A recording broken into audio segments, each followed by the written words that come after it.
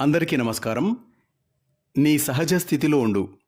భగవాన్ శ్రీ రమణ మహర్షి బోధనలు పుస్తక పఠనం 29వ రోజుకి స్వాగతం. పుస్తకంలోని 3వ భాగం గురువులో మొదటి అంశం గురువు గురించి తర్వాతి భాగం విందాం. భగవాన్ బుద్ధిలో గురుసేవలో ఆత్మవిచారంతో ఆత్మని సాక్షాత్కరింపచేసుకోమంటుంది శ్రీమద్ భగవద్గీత. ఈ మూడింటికి సమన్వయం ఎట్లా కుదురుతుందండి? ఈశ్వరో గురురాత్మేతి అంటే ఈశ్వరుడు గురువు ఆత్మ ఒక్కటే. నీలో ద్వైభావం ఉన్నంతకాలం నీకంటే భిన్నం అనుకొని గురువుని అన్వేషిస్తావు. ఆయన నీకు సత్యాన్ని బోధిస్తాడు. దానితో నీకు అంతర్దృష్టి కలుగుతుంది. ఆత్మ యొక్క పరమోత్కృష్టమైన జ్ఞానాన్ని అంతర్ముఖం అవటం ద్వారా ఎవరైతే సంప్రాప్తింపచేస్తారో వారే పరమగురువు. ఆయననే ఋషులు భగవంతునిగా స్తుతిస్తారు. ఆయనే పరమాత్మ. ఆయనని విడవకుండా పట్టుకో. గురువును ఆశ్రయించి ఆయనకి సేవ చేయి.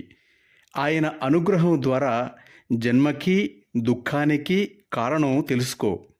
ఆత్మ నుండి దూరం అవడం వల్లనే ఇవి కలుగుతాయని గ్రహించి ఆత్మని ఆశ్రయించి ఉండు. అదే అన్నిటికన్నా ఉత్తమం. విముక్తిని కోరుతూ ఈ మార్గంలో వెళ్తున్నవారు కూడా ఒక్కోసారి మరపు వల్లనో వేరే కారణాల వల్లనో వైదిక మార్గం నుండి తప్పినా గురువు ఉపదేశానికి ఎప్పుడూ వ్యతిరేకంగా పోరాదు. భగవంతుని పట్ల అపచారం చేస్తే గురువు సరిదిద్దగలడే గాని గురువు పట్ల అపచారం చేస్తే భగవంతుడు కూడా సరిదిద్దలేడు అంటారు ఋషులు.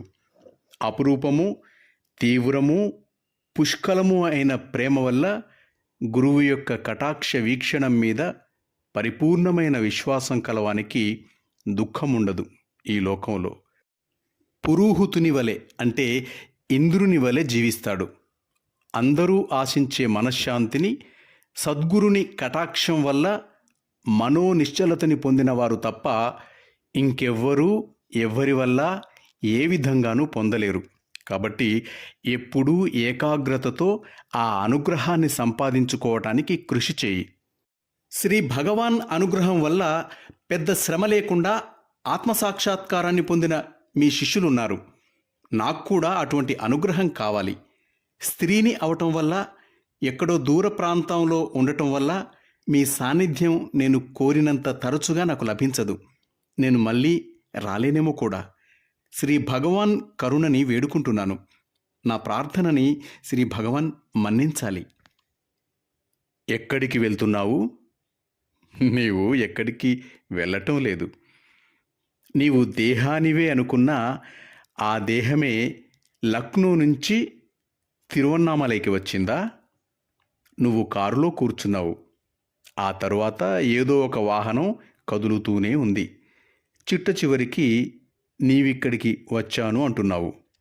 నీవు దేహానివి కావు. అసలు సంగతి ఇది. ఆత్మ సంచారం చేయదు. ప్రపంచమే అందులో సంచరిస్తుంది. నీవెప్పుడూ ఒక్కటే. నీలో ఏ మార్పు లేదు. ఇక్కడ నుంచి వెళ్తున్నట్టు అనిపించినా నీవు ఇక్కడ అక్కడ ఎల్లెడలా ఉన్నావు. ప్రదేశాలు మాత్రం మారుతూ ఉంటాయి. ఇక అనుగ్రహం అంటావా? అది నీలోనే ఉంది. అది బయట ఎక్కడో ఉంటే ఎందుకు పనికిరాదు. అనుగ్రహమే ఆత్మ. నీవెప్పుడూ దాని వశంలోనే ఉన్నావు. అనుగ్రహం ఎల్లప్పుడూ ఉంటుంది. భగవాన్, నా ఉద్దేశం ఇది. నేను మిమ్మల్ని తలుచుకున్నప్పుడల్లా మనస్సు పటిష్టం అవ్వాలి. మీ వైపు నుండి కూడా ప్రతిస్పందన రావాలి. నేను బలహీనుడిని. నా ప్రయత్నాలకే నన్ను విడవకూడదు స్వామి. అనుగ్రహమే ఆత్మ.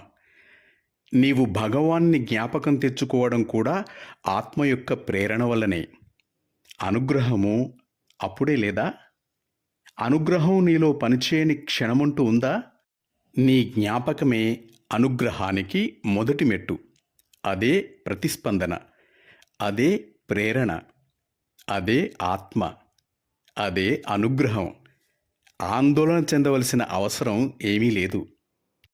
స్వామి, బయటి సహాయాన్ని విడిచిపెట్టి స్వయం కృషితోనే నేను నా గురించిన అంతరసత్యాన్ని గ్రహించగలుగుతానా? ఆత్మాన్వేషణ చేయాలన్న కోరిక కలగటమే దైవకృప వలన. అది నీలో హృదయంగా, ఆత్మగా ప్రకాశిస్తూ ఉంటుంది. లోపలి నుండి నిన్ను ఆహ్వానిస్తుంది. బయట నుండి లోపలికి వెళ్ళటానికి నీవు ప్రయత్నించాలి. నీ తీవ్రమైన అన్వేషణ వల్లనే ప్రయత్నం. అనుగ్రహం వల్లనే లోపలి కదలిక. అనుగ్రహం లేకపోతే అన్వేషణ చేయాలనిపించదు. అట్లాగే ఆత్మాన్వేషణ కోరిక లేని వానికి అనుగ్రహం అంతగా పనిచేయదు. రెండూ అవసరమే.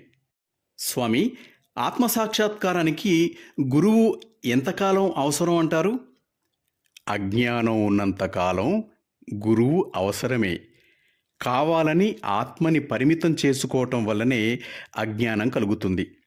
తనని ఆరాధిస్తూ ఉంటే భగవంతుడు నిలకడగల భక్తిని అనుగ్రహిస్తాడు. అదే ప్రపత్తికి దారితీస్తుంది. భక్తుడు శరణుజొచ్చిన తరువాత గురువు రూపంలో ప్రత్యక్షమై భగవంతుడు తన కరుణను ప్రదర్శిస్తాడు. గురువు లేక భగవంతుడు భక్తునికి మార్గం చూపిస్తాడు. భగవంతుడు లోపలే ఉన్నాడని, ఆత్మకి భిన్నం కాదనిను. దీనివల్ల మనస్సు అంతర్ముఖమవుతుంది. చివరికి సాక్షాత్కారానికి దారితీస్తుంది. మాస్టర్స్, గురువు అనే ఈ అంశం తర్వాతి భాగం రేపు విందాం. అంతవరకు సెలవు తీసుకుంటూ మీ నవీన్, వరంగల్.